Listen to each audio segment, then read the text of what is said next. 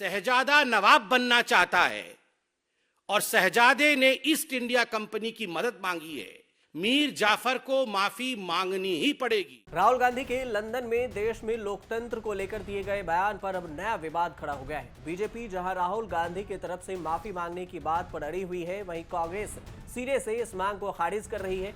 एक दूसरे पर हमले के क्रम में बीजेपी प्रवक्ता संबित पात्रा ने राहुल गांधी की तुलना मौजूदा राजनीति के मीर जाफर से कर दी।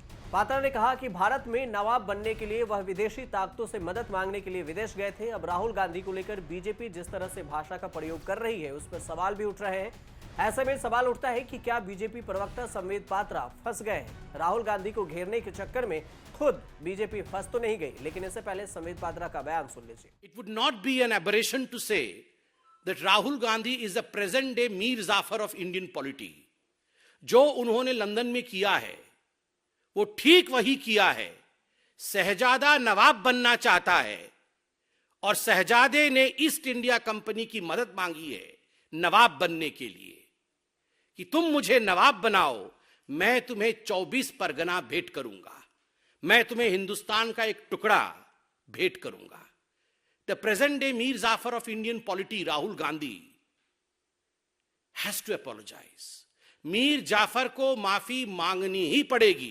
राहुल गांधी जी अगर जब आते तो खलबली मच जाते, तो राहुल वो नहीं चाहते कि राहुल गांधी जी आए, और क्षमा अगर किसी को मांगना है तो सबसे पहले प्रधानमंत्री नरेंद्र मोदी जी को मांगना पड़ेगा, क्योंकि विदेश की जमीन पे अगर हिंदुस्तान को कोई प्रधानमंत्री, ऐसा कोई प्रधानमंत्री है हिंदुस्तान में जो छोटा किया, नीच किया, अपमान किया, कलंकित किया, तो वो नरेंद्र मोदी जी है। बीजेपी प्रवक्ता के मीर जाफर वाले बयान पर कांग्रेस ने भी तीखी प्रतिक्रिया दी है। कांग्रेस के प्रवक्ता पवन खेड़ा ने कहा है कि उनके खिलाफ कानूनी कार्रवाई कर सकते हैं। कांग्रेस प्रवक्ता पवन खेड़ा ने आगे कहा कि उन्हें जल्द ही इसका जवाब मिलेगा।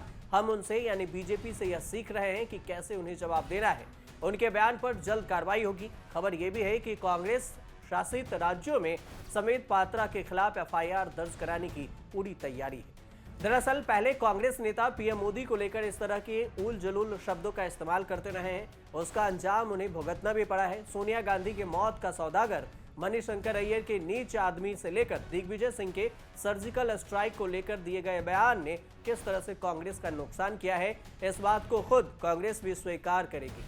अब सवाल उठता है कि अब बीजेपी भी कांग्रेस की भाषा बोलकर फंस तो नहीं जाएगी। बीजेपी भी राहुल गांधी पर हमले को लेकर उसी रास्ते पर तो नहीं चल रही जिस रास्ते पर कांग्रेस पीएम मोदी को लेकर चलती है। हालांकि यह पहली बार नहीं है जब मीर जाफर की राजनीति में एंट्री हुई हो। मीर जाफर का प्रयोग अक्सर राजनीतिक दल विरोधियों पर हमला करने के लिए करते हैं। इससे पहले खुद कांग्रेस नेता जयराम रमेश ने भारत जोड़ो यात्रा के दौरान कांग्रेस छोड़ चुके गुलाम नबी आजाद और असम के मौजूदा सीएम हेमंत बिस्व शर्मा के लिए मीर जाफर शब्द का इस्तेमाल किया था।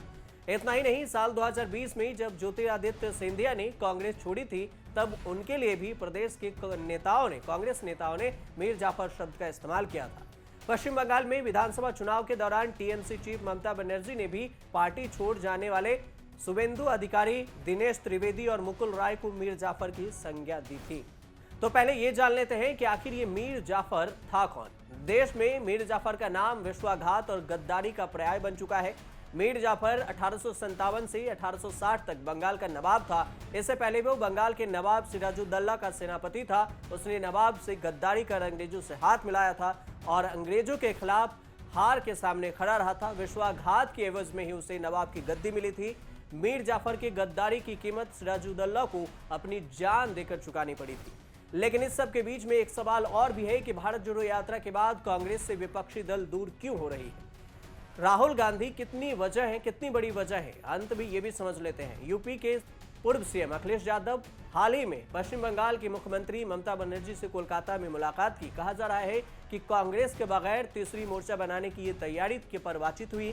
इधर दिल्ली में सीएम अरविंद केजरीवाल भी कांग्रेस को समर्थन देने की बात से सीधे तौर पर सामने नहीं आ रहे हैं। ऐसे में कहा जा रहा है कि 2022 के अंत तक हुई सियासी गतिविधियों के हालात ने बदल दिए हैं। जब भारत जोड़ो यात्रा की शुरुआत हुई थी, उस वक्त कांग्रेस को नया अध्यक्ष मल्लिकार्जुन खड़गे के रूप में भी एक नया अध्यक्ष मिला। अब कहा जा रहा है कि राहुल को मिली स्पॉटलाइट कई विपक्षी दलों पर भारी पड़ गई है। ऐसा भी कहा जा रहा है कि विपक्षी दलों को राहुल ने मोदी के खिलाफ ज्यादा उम्मीद नहीं है राहुल से, लेकिन सत्य ये भी है कि तीसरा मोर्चा बनाना विपक्ष के लिए भी काफी मुश्किल होगा। ऐसे में देखना होगा कि इस राजनीतिक गलियारों में शब्दों का बाण कितना सफल हो पाता है। ये 2024 के चुनाव से ही पता चलेगा। आप देखते रहिए न्यूज़ तक।